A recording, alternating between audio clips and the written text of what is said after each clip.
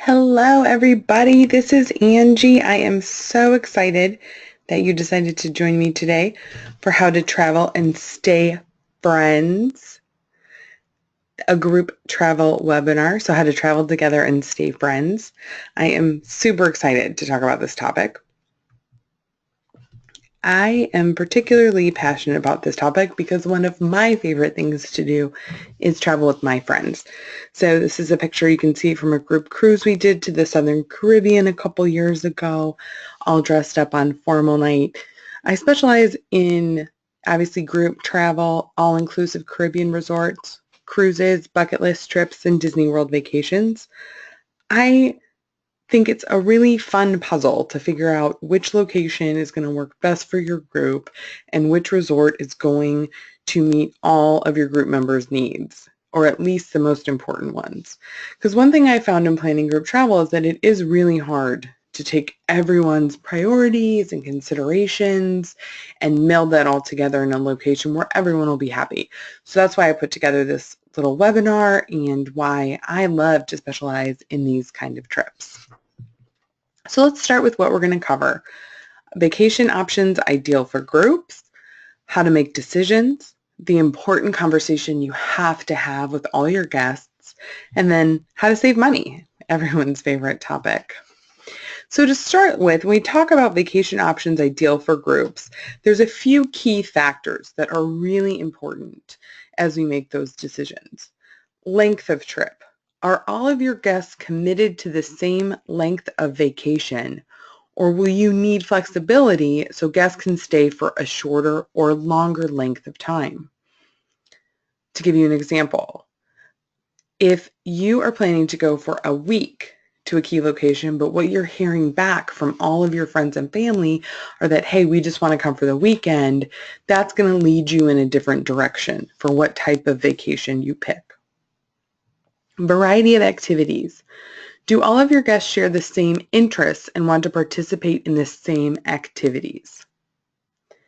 What's the variety of budgets that are available? Can everyone commit to the same price point, or is it important to have customization options to accommodate different budgets? Are there some people who are going to want to have the nicest suite in the place, and then other people who are just fine with a double bed at the least expensive room? What is that commonality on budget? Level of decision-making on the trip. And what I mean by this is, are you a group that can easily make decisions on the fly? Are you the group that when you're all together, somebody says, hey, let's all go to dinner, and you guys can easily find an option that works best for everybody? Or are you the group that's standing on the sidewalk arguing about where you're going to go for dinner? Everybody's saying they don't care. Somebody throws out a suggestion, and then everybody says no to that, even though they just said they didn't care. That's what we need to understand. Because if you're the second kind of group, the kind of group that has a really hard time making decisions, we want to make sure you have a trip with a more structured agenda so that there aren't all those decisions that have to get made on the fly.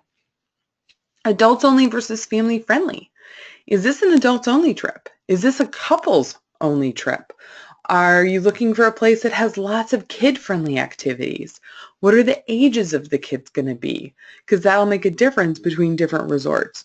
So who are we really planning this vacation for? And then lastly, are we going somewhere that requires a passport? If everybody has a passport, then you're good to go. If everybody doesn't, then that's something you really need to take a look at.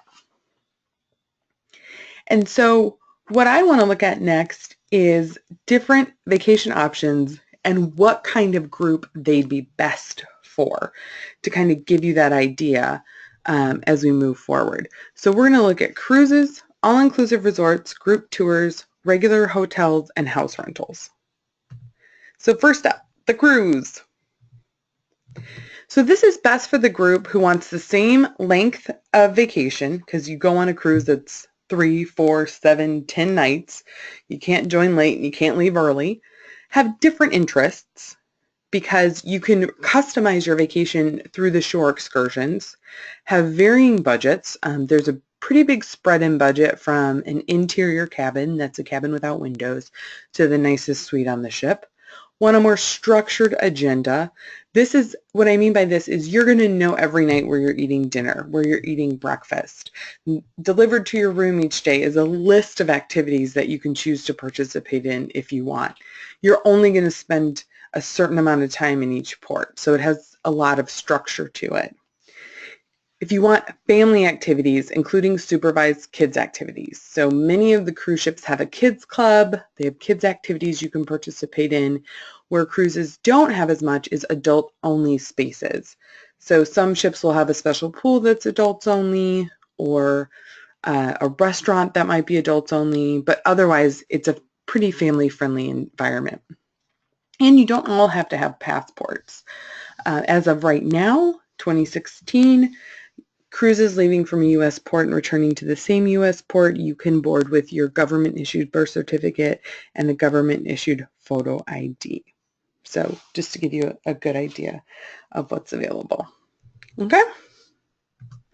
All right, all-inclusive resorts. Oh, that Infinity Pool is one of my favorites. It's at the Grand Palladium in Puerto Vallarta, a fantastic moderate resort. If you want to know more about it, just email me, Angie@tripswithangie.com. Okay, so all-inclusive resorts. And what I mean by all-inclusive, these are resorts where your meals, your activities, well, most of your activities, and your drinks are included. This is really good for groups who want the ability to vacation for different periods of time. Some people can stay 7 nights. Some people can tend to stay 4. They have to have some set of sort of similar interests. In general, most people that head to an all-inclusive resort like to enjoy fun in the sun. You can add on different excursions if you want to make things more adventurous, maybe a zipline tour or a catamaran cruise or exploring the underground cenotes in Mexico. But in general, it's people who really like that time outside in the sun enjoying water sports. Varying budgets can be accommodated, again, with the different room categories. And in fact, some resorts are even on a huge campus where 5 or 6 resorts are all together, and each of those resorts have different price points. So you really can have a lot of variation in the budgets it can accommodate. This is great for people who want to have a relaxed itinerary. The resort will offer different activities, depending on the resort, but you don't have quite as much structure as a cruise. It's really good for people who want an adults-only option because you can find all adults-only all-inclusive resorts or family-friendly resorts that have supervised kids activities. You will need a passport. There are very few all-inclusive resorts within the United States. There's one in South Florida and one on the island of St. Thomas. And then that's about it until you get into the super high-end spa resorts out west that include some meals. So that's kind of an important thing to keep in mind. One thing to keep in mind when heading to an all-inclusive resort is, depending on the size of the group, you may need to make some accommodations for you to dine together. So if you have larger groups of 10, 15, 20 people who all want to eat together at the same time in the same restaurant, some resorts may require a preset menu. So that's just something to keep in mind. Next up, we have a group tour. So here is just a sample itinerary of a group tour to Ireland. So this is a 12-day tour all over Ireland. And with the idea being, that you go to each city, you spend the night, you're on a bus, you do group tours. So this is a really interesting option for people who want the same length of vacation, have similar interests, the same budget, and want to do everything together on the same schedule. That's really important.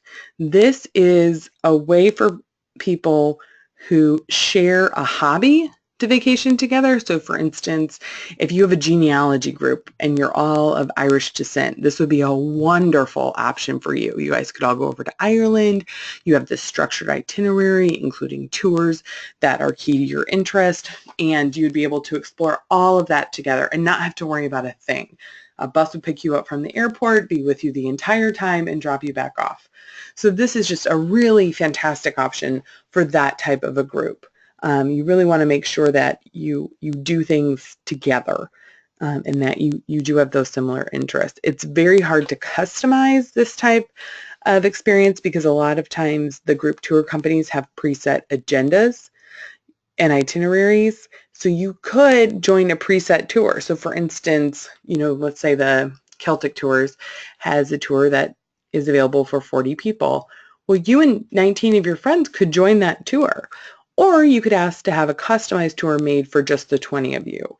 Obviously, joining a set tour is going to be a little lower priced because they've already, built in the price of everything. They already know exactly what the tours are going to be. They've negotiated volume discounts with the hotels and the tour guides. So that may be an option to kind of come in at a lower price point versus, doing your own customized group tour from scratch. But there's a lot of opportunity within this type of vacation, but it's just really important that everybody wants to do the exact same thing for the exact same length of time for the exact same amount of money, and that you want to be together all the time. Okay, next up is just a regular hotel. So you just pick a city and you head to a regular hotel that's there and explore the local area. Now this is, good for groups that want to go for different lengths of time, have similar interests. You can accommodate different budgets. This is a really good option for groups that can easily make decisions. The what are we going to do today kind of groups, like where do we want to go today? Where do we want to eat? What do we want to see? Some resorts offer structured kids activities or adult-only options. And again, the location of the hotel is flexible, so the passport isn't always necessary. You can kind of do a middle ground between this one and that fully booked group tour and, pick a regular hotel and then add on different standalone tours in the city. So for instance, you guys could decide you all want to go to London for a week.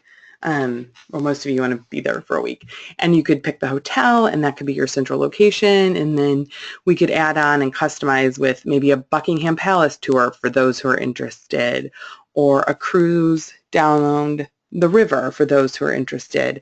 So you could customize it from there by adding in different tours without having it be quite as structured as the group tour. Then the last option is a house rental. So this is, become very popular as websites like Vacation Rental by Owner and Airbnb have popped up, that you and a group of your friends just head somewhere and rent a house.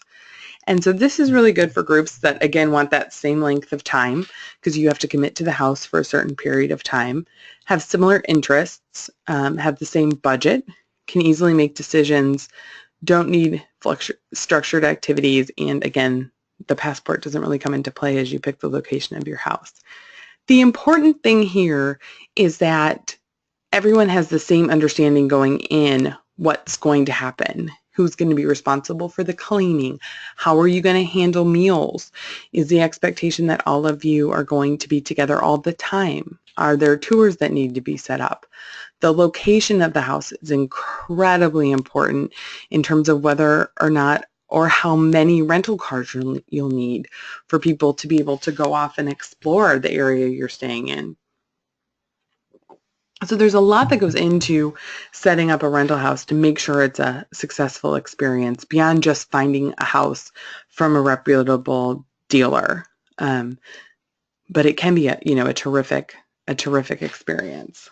I did it for my 35th birthday and it was great. But we learned a lot of lessons. We weren't really clear about how lunch was going to happen. We didn't rent a car, which we should have. There was some inequalities in who paid for groceries and who didn't. So it was part of those lessons you're seeing in this webinar right now in terms of how to make a group trip really successful. So now you have kind of an overview of the different options that are available for groups. The way I can help is I can recommend for you the best options based on the needs of your group.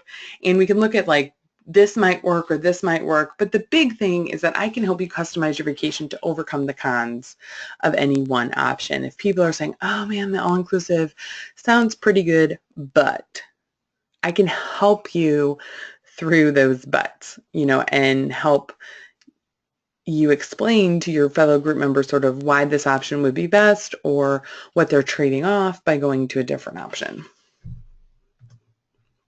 So now that you kind of understand the different options, the big thing here is, how do you make this decision? How do you make the decision about where to go on a group trip? And there's two ways to do it: by consensus or by yourself. And so the decision making by consensus, this is really good for groups where everyone is 100% committed to go, where they are ride or die, they are going. And because what ends up happening is, if you try to do decision by consensus, where you let everybody have a say and you're trying to find an option that makes everybody happy, and everyone isn't 100% committed to go, you can end up with a decision nobody really likes, isn't sure how they got there, because some of the people who were advocating for it ended up not going. So that's something, really important to keep in mind, that everybody has to be 100% committed to go, and not, oh, well, I'll decide once we pick where we're going. If we don't pick where I like, I'm not going to go. If this really is about finding a compromise that makes everybody a little bit happy. The other reason that you would want to do decision by consensus is if there are members of the group who have really strong personalities who will want a say in the final decision. So that's something you have to kind of keep in mind when you're looking at that. So then the other option is to decide and invite, to decide then invite. So you, as the group leader, you just say, I decided we are going to this resort on these days, and all of you are welcome to join us. So this is best for group leaders with specific vacation needs who don't mind a smaller group, because the downside of this way of doing it is that people may not come. The dates may not work for them. They may not want to go to that resort. So it's really important that you be okay with that. And sort of a hybrid of this that I've seen is, like, two couples will get together and make the decision and then invite. So you do a little bit of decision by consensus, but then when you open it up to the wider group, it's already decided, what the parameters are. Or the group leader will decide on the country. They'll say, we want to go to Mexico, or they'll decide on the type of vacation. We want to go on a cruise. And then from there, they can make the decision about which option is best. And then you can get input from everybody, like Caribbean cruise versus Alaskan cruise versus European cruise. So you're not starting from scratch. You've already made sort of some of the decisions throughout the process. I hope that makes sense. If you have any questions on it, shoot me an email, Angie@tripswithangie.com. All right. So this is where I am tremendously helpful, having a third-party person in the mix. I have made surveys for groups where we, just do a survey where people indicate their preference on times of year or locations or type of trip. I've hosted conference calls to get everybody together to answer the group's questions, and in real time be giving pricing information and different trade-offs for the decisions that get made, and reminding the group about what they said their highest priorities were. And then I can resolve any issues that come up because I have in-depth knowledge of all the options available. So if it looks like we're getting close to a decision and somebody raises an objection, I can help you overcome that by offering a customized solution, or maybe tweaking the itinerary we had to make it more amenable to what that person wants. So this is where I can be really, really helpful in getting to a decision, because it's hard to get to a decision on a group trip. And I love when I get my emails from my group leaders that are like, we were so close, and then somebody brought up this, so now we're back to the drawing board. And that's usually at the point I say, all right, get me on a call with everybody. Let's see if we can bring this home and make a decision. The other key piece of this, and this is the stay friends part. So the beginning of this was the how to travel together part, and the end of this is the how to stay friends part. And the how to stay friends part is having a really important conversation about expectations, so that everybody is on the same page going into the trip about what to expect. So you want to talk about, how much time do you want to spend together each day? Is the expectation that everyone does everything together, Will people go their own way during the day and then meet up later for dinner? Is there one event you'd like everyone to attend? So for instance, I'm planning a 40th birthday party, a couple of them actually, in Mexico. And the group leader of one trip said, you know what, I don't really care what everybody does. I'm excited. I figure I'll see them around the resort. But on my birthday, I want to have a dinner and I want to have it off site and I want everyone to go. And so we built in from the beginning the expectation, like, if you're not coming for the whole time, please make sure you're there the night of the 31st because that's when the birthday dinner is going to be. So everybody knows what's going on. The other thing we need to talk about is, do any of the travelers have special needs? So if the expectation is that everyone is going to be doing everything together, or at least some things together, it's really important to keep in mind any physical limitations, allergies, or preferences that would greatly impact the type of activity that is chosen. So for instance, if you want everybody to go to a group dinner together and somebody has a food allergy, we have to make sure that the restaurant can accommodate that food allergy. If your dream is that everybody hikes the Inca Trail, but someone in your group has a walker, we need to figure out what options there are for that person so they don't feel left out, or at least it's communicated in advance what's going on and what the alternative will be for them. If you want a trip that involves a lot of high activity, high adventure, but you've invited families with very small children, we need to figure out a solution to that, whether or not they can come with, whether or not we need to find a nanny or some other type of service to take care of the children while the adults do it. So it's really important to keep all that in mind when making decisions about the group trip. The other thing is being really clear who is allowed to join the trip.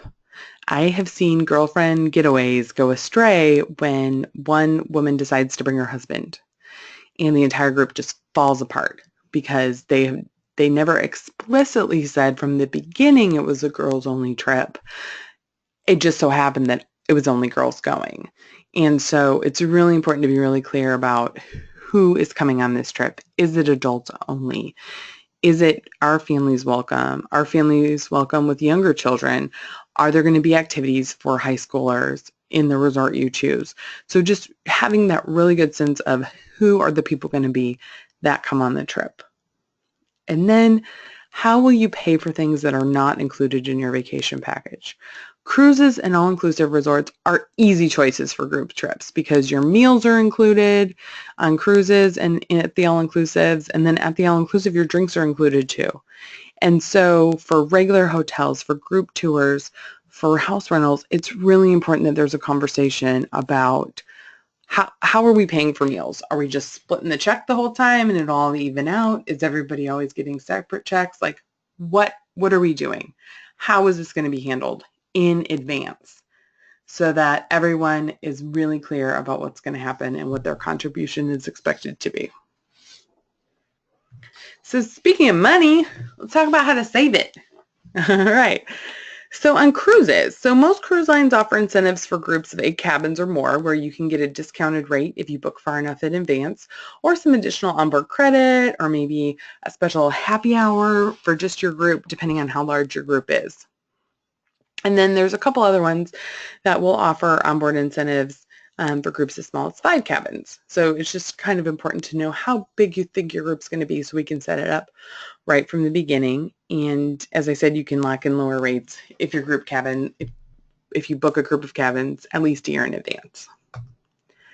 Okay, how to save money on hotels and all-inclusive resorts. So there's 2 different kind of groups configurations. One is a contracted group, and this is where you're going to get the lowest rate potentially, because you are guaranteeing to the resort or hotel that you're going to bring them a certain number of people, and they're going to reward you for that by giving you some additional benefits or a lower rate, or maybe even a free rate room for you. It just depends on the resort. But this requires a signed contract guaranteeing a certain number of rooms to get a guaranteed lower price. And if you don't get that number of rooms, then the whole thing falls apart. You'll have to pay prevailing rates. So this is a great way to save money, but everybody really has to go. Like, you really have to have at least 10 rooms, and they all have to be committed to go. The other option that's a little more flexible is what we call a flexible group. It's well named. So that has smaller promotional savings depending on the resort you choose. So basically, I get you a promo code. Everybody books under that promo code into your group, and then they get a certain amount off of their booking for having booked into the group. The downside of this is you aren't locking in a rate because you're not guaranteeing a certain number of people. You're not getting that benefit of that guaranteed lower rate. So some members of the group may end up paying more than others because they booked at different times. This is just a good incentive for everybody to book at the same time to make sure you're on the same flights and you pay the same. When it comes to excursion and transfers, it's so important to double check and see if private options may be less expensive than scheduled tours or shuttles. So I'll give you a good example. I was working on a transfer from a port to an airport yesterday. The shuttle cost was $38 per person. There were 6 of them traveling. To get a private car service for the 6 of them cost $60. So obviously a huge savings for them to all go in together and get those private transfers. So people sometimes shy away from doing things private or custom because they think it'll be more expensive, and that's where I can come in and help you evaluate that. But it's important to look at it because you can save money. So just keep that in mind. So how I can help? So I can help, negotiate your group rates and these benefits. I think a big benefit that a lot of group leaders have told me was really meaningful to them was just to have someone else to answer their questions, to coordinate the group activities and arrange all your transfers.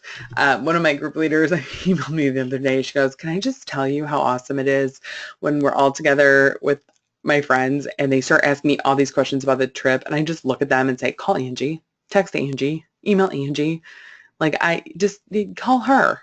I don't want to go through this with you again. I don't want to answer this question for you again. Just call Angie. She'll help you." And she's like, it's just so nice. It makes group travel so much easier. So yeah, so it is nice to have another person to refer people to. So you don't feel like the tour guide. You just feel like the cool person who put a group together. And then obviously I can set up any special activities or events for your group. So how do you get a hold of me? Yeah, 813-501-3106. I do have to warn you, I am a little unreliable to get on the phone. And the reason for that is I am on hold a lot. Part of my job is getting on the phone with these travel operators, airlines, hotels to make sure everything is going great for my clients. And that involves a lot of time being on hold. So the fastest way to get a hold of me is to email me, Angie@tripswithangie.com. Or you can set up a free 20-minute chat at tripswithangie.youcanbook.me, and that way I will know for sure not to get on a call where I could potentially be on hold at the time I've committed to call you. So that just kind of protects your time. So again, I really hope you enjoy this. I hope this is helpful. I'd love to get your feedback. Did I cover enough? Did I not cover enough? What do you wish I'd covered? What questions do you have? So please, please, please email me, Angie@tripswithangie.com, or you can always find me at Facebook and Instagram, Trips with Angie. Otherwise, have an awesome day. Bye.